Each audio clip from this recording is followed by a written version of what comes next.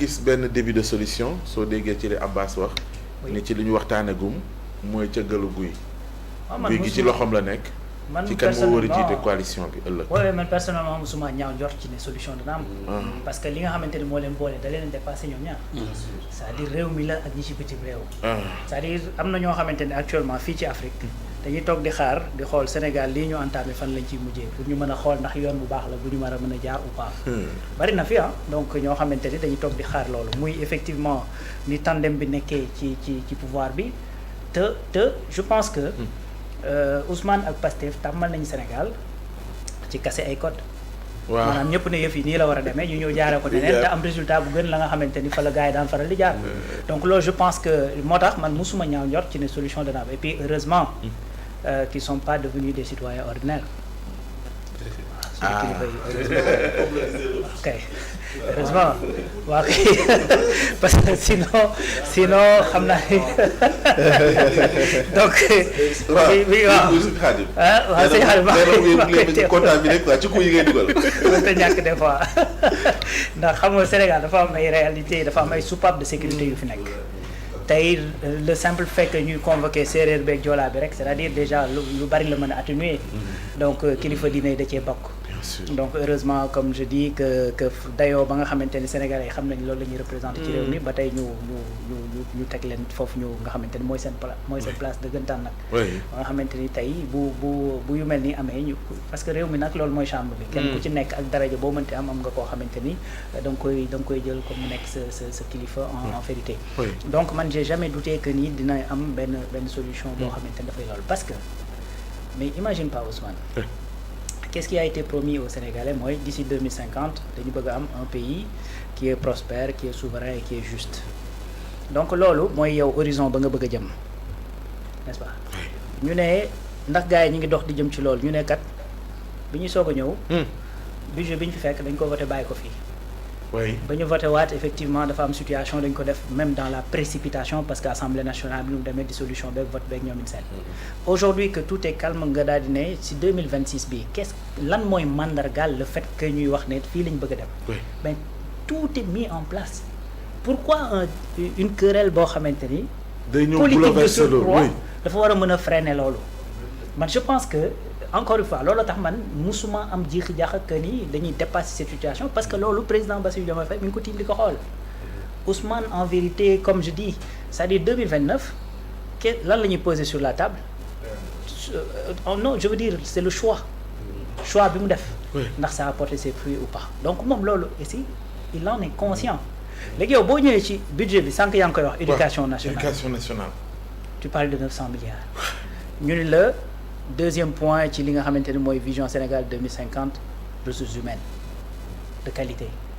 ressources humaines fu mu tàmbalee fu dul xam-xam tàggat xale yi dès le bas âge ñu màggale ak une structuration boo xamante ni dana mën a permettre fa nga leen bëgg a orienter ci luy doxal après sa réew d'ici 25 ans 30 ans 40 ans ñu mën a def ci loolu industrialisation ministère du commerce et de l'industrie 50 milliards à combien 355 milliards 355,93 milliards. Industrialisation déjà. 600% ñu yokk budget. C'est vrai que ni daaw bi ñu doon wax ni oui il faut que ñu transformer suñu réew. soo doon xool. ci industrialisation 50 milliards la même boo xoolee agriculture. c'était même pas 300 milliards. ñu ne dañuy changer la donne. Beaucoup se sont posé cette question. Comment ça se fait que lu néew te boo demee même budget d'investissement yi ba ci leneen. dafa exploser. parce que contingence bi nekkoon exact mu mel ni loolu la ñu changer ren. exactement donc pour mën a mu def impact ci. nga dem ci mine. oui. plus de 100 et quelques pourcents de presque 130 et quelques milliards 137 milliards yoo xamante nañ ko dolli si kii mais ça mu ñu koy tàmbali di jëmmal les grands projets nu ma koy tuddee infrastructure plus de 700 milliards ñu teg ko sur la table ce qui veut dire que ni actuellement maanaam jubluwaay bi mooy à partir de 2026 bi lépp lu doon grand projet boo xamante ni mooy mën a changer structurellement l'économie et puis investir sur des projets productifs dañ koy démarrer les agropoles. oui 2000 janvier 2020 sax di. waaw léegi yow loolu yëpp nga teg ko sur la table après nga ni non dama koy hypothéquer pour benn problème politique boo xamante ni en vérité fa mu déparé sax waru fa woon a déparé en réalité donc moo tax man très sincèrement man ça m'a jamais traversé l'esprit que ni une solution du am forcément dafa waroon a am en vérité et puis li ma ciy gën a conforté mooy je fais tout simplement confiance à Ousmane Sonko parce que dama jàpp ne vu la situation c'est-à-dire il fera tout ce qu'il faut pour trouver solution bi mën a débloquer cette situation ñu mën a avancer parce que loolu mooy njariñam moom déjà loolu mooy njariñu réew mi en vérité parce que ci loolu lay dox. et que ñu songu défi. mais c'est ça. FMI restructuration mu ne duñ ca dem. voilà obligation yu Sénégal yaa ngi wàcc notation yi yaa ngi gis un peu partout. loolu c'est une question et c'est une question sérieuse. boo xamante ne dafa tegu sur la table. donc man jàpp naa ni muy le président Bassirou Diomaye Faye muy le premier ministre du ñu wéy di encombrer seen bopp ci une question politique boo xamante ni pour mën ko dépasser c'est très simple bu ngeen toogee bu ñu toogee ñoom ñaar sax waxtaanee ko daal di koy dépasser pour hypothéquer li nga xamante ni moom moo nekk sa saa nga nag poser ko une question bu que je trouve intéressante mooy nan la ñu mën a def pour éviter ces genres de situation c'est simple boo waree jël une décision convoquer lan moo la fi tax toog bu dee le président Bassirou Diomaye Faye deux choses un mooy promesse bi nga xamante ne defal nañ ko réew mi fi ñu ko bëgg a yóbbu deux mooy quelqu'un boo xamante ne bu toogoon daal di entêté wu jiital boppam bàyyi njariñu réew mi candidat du am parce que loolu sax la ñu tàmbal nag dans ce pays c'est-à-dire li tax mu mel ni une anormalité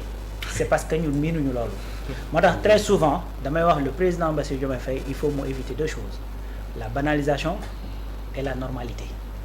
parce que il n'est pas normal il n'est pas venu au pouvoir de manière normale comme ni ñu ko xamee woon démb ak bërki démb le premier ministre qu'il a c'est pas un premier ministre normal c'est-à-dire c'est un premier ministre bu nga xamante ne dafa am c'est-à-dire sa dimension est taillée pour même lu dépasser Sénégal en vérité donc boo duggee dans les carcans de normalité yu demee noonu rek c'est-à-dire da ngay juum da ngay biaisé. La preuve li xew ni mu ngi occuper l'actualité en Afrique. Exactement partout des plateaux yu ñuy organisé. parce qu'on est épié c'est-à-dire tout le monde nous regarde tout le monde muy Afrique muy Occident parce que là itam dañu engagé benn affaire boo xamante ne mën naa ne daanaka bras de fer la ñun ak Occident. parce que cette souveraineté c'est pas simple am na ñu ko fi njëkkoon a wax yeggale wuñ ko. oui voilà très bien donc wax ni menaces yooyu yëpp dañut. loolu yëpp nag dafay mel ni comme waruñu leen may occasion. du tout boobu noonu ñu dérouler. du tout donc moo tax encore une fois c'est-à-dire pour man li mën a éviter loo ce genre de problème mooy li may wax boo demee ba war a jël décision surtout si je peux me le permettre le président Bassirou Diomaye Faye na convoquer ces deux choses lan moo tax ma yegg si au pouvoir deux choses la mooy un c'est parce que j'ai bénéficié d'un choix d'un homme boo xamante ne mënoon naa joxoñ keneen mu joxoñ ma ba ma joxoñee Sénégalais yi ànd ceeg moom bañ na ko ba c'est-à-dire pour prouver même que Sénégalais yi dañoo ànd ak moom ci choix bi joxul la parrainage bi nga xamante ni moo nekk à l'Assemblée nationale de la jox parrainage bi nga xamante ni mooy populaire pour wan la ne les Sénégalais ont validé mon choix loolu da nga koy convoquer teg bu la leeree ni décision boobu boo ko jëlee mu nekk en porte-à-faux ak kii nga xamante ni mooy Ousmane Sonko jàppal ni du bu gën c'est pas jëmmi Ousmane a tax mais l'idéal qu'il représente ak li mu doon beneen affaire bi ngay convoqué mooy est-ce que lii may décision bi may jël amal na njariñ ce plan vision Sénégal 2050 oui ou pas su ko amalul njariñ jarta jël n'est-ce pas man pour man ñaar yooyu bu ko dee faral di convoqué peut-être am na yoo xamante ni mën na cee mucc looy xaar comme indice balaa week-end bee jeex pour wane ni li ñuy wax ni yëpp am na seen diggante dissipé nañ déjà li ñuy woowee maanaam déjà à partir du je pense le 26 waaw le 28 sori na de non le 26 le 25 ak le 26 déjà Ousmane revient aux affaires parce que mi ngi war a dem fële ci affaire kii bi nu mu koy tuddee ci kii bi am King Fat Palace pour les radios télévision africaines et tout ça donc loolu déjà c'est une chose mais deuxième chose mooy aussi bon c'est vrai pas que kenn du ko jiitu ci mbaram mais man jàpp naa ni buñ ci tolloo c'est communication moom gëwma ni Ousmane bokk na ci ñi ñu koy jàngal fii ci réew mi donc il sait très bien quand parler de quel sujet il la war a waxtaanee et tout ça man jàpp naa ni signal bi li nga xamante ni mooy apaiser tout ça surtout nag ñi nga xamante ne dañ nekk Pastef parce que réseaux sociaux yi moom jaxasoo na trop donc il suffit que Ousmane génn wax lu bare day dal mais encore une fois il faut que si l'occasion se présente même conseil bon c'est vrai que conseil des ministres fii ba boobu du fa mën a toog mais il faut qu'on ait mais rawaan ak beneen boo xam te ne dama gis Ousmane Sonko da ci insister nu ñuy def ba am ci solution mooy li mu naan dellusiwaatal ci parti bi il m'a semblé que ni mu koy waxee noonu mooy ne amul cadre buy mën a permettre xëy na au président de la République même fut-il président de la République ñoom ñu mën a am cadre bu ñuy amee le militant mun di waxtaan ak moom mun di échanger ak moom ci la vie du parti xëy na ba militant yi mun di ko dégg moom oui xam nga loolu sax en fait le président Ousmane Sonko dafa dem plus loin ba théoriser parti état ma donc kooku sori na ci